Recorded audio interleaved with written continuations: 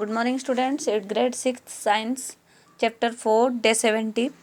अब हम अपीयरेंस के बारे में पढ़ लिए थे। प्रॉपर्टीज ऑफ मटेरियल्स क्या था, देन टेक्सचर क्या होता है। When we touch different materials we find that some are rough and some are smooth. Rough material have bumps and ridges on their surface which can be felt. For example, wood, rock, bark or tree etc. are rough to touch. Smooth material have the bumps of rick and have a plain surface to say they feel smooth. For example, glass, seed, flowers, petals and etc.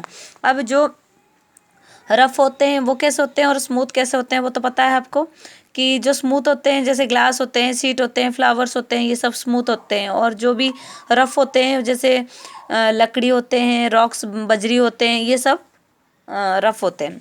That hardness, take a piece of sponge and an iron rod, try to compress both. What do you observe? You can easily compress the sponge but an iron rod cannot be compressed easily. अब हम एक iron rod ले लेंगे और उसके बाद कुछ sponge भी ले लेंगे, तो स्पॉन्ज को जब हम कंप्रेस करेंगे, दबाएंगे तो वो दब जाएगा, पर वो जो आयरन रॉड होता है वो दबेंगे नहीं। Materials that can be compressed are called soft materials. Foam, metal, wax and sponge are the some examples of soft materials. Materials that cannot be compressed are called hard materials. Hard materials और soft materials क्या है ये आपको पता पड़ गया. Then most metals such as iron, copper and aluminum are hard, and because of this quality of hardness, metal are used to make household utensils and factories equipments. अब ये हार्ड रहते हैं बोल के बहुत सारे चीज़ें हमारे हाउस होल्ड के चीज़ें बनते हैं, जैसे एल्यूमिनियम कैन है, आयरन नेल्स है, ये सब चीज़ें होते हैं। और सॉफ्ट में फॉर्म में सॉफ्ट टॉयज होते हैं जो सॉफ्ट होते हैं. देन सॉल्युबल और insoluble. Take a glass or beakers and fill 3/4 of with clean water. Add half a spoonful of sugar in it. Stir and contents with a spoon. Wait for a minute and observe. You find that the sugar has disappeared. This shows that the sugar dissolve in water or sugar in dissolve in water. Now taste the water. What do you find? The taste sweet.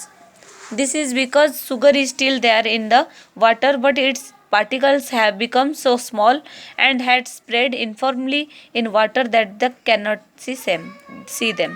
Now take another beakers and fill 3/4 of waters and half of a spoonful of sand in it. Stir their contents with a spoon and observe. You find that the sand settle down at the bottom of beakers.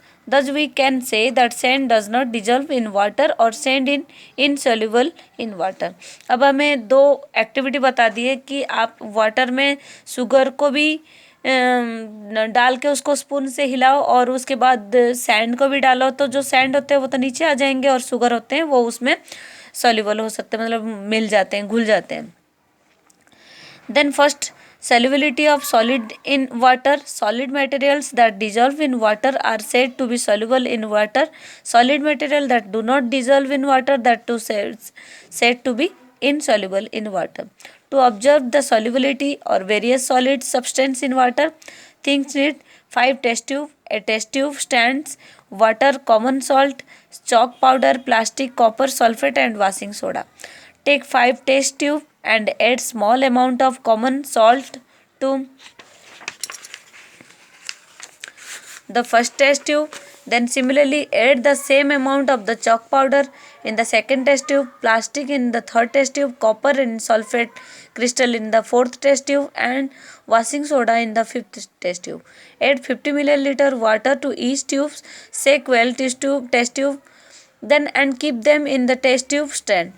Observe them after a minute, few minute. What do you observe? अभी हम एक एक में पांचों test tube में जो जो बता रखे हैं, जैसे चॉक पाउडर है, देन वॉशिंग पाउडर है, इनको सबको डाल के उसको हिलाएं. देन ऑब्जर्व क्या करें? You observe that common salt, copper sulphate crystal and washing soda dissolve in water. Then where's chalk powder and plastic do not dissolve in water. Then we conclude that common salt, copper sulfate and washing soda are soluble in water, whereas chalk powder and plastic are insoluble in water. अब soluble और insoluble भी क्या समझ में आ गया आप लोगों को कि जो वाटर में डिजल्व हो जाता है उनको सॉल्युबल बोलते हैं, जो नहीं डिजल्व होते हैं उनको इनसॉल्युबल बोलते हैं। Thank you.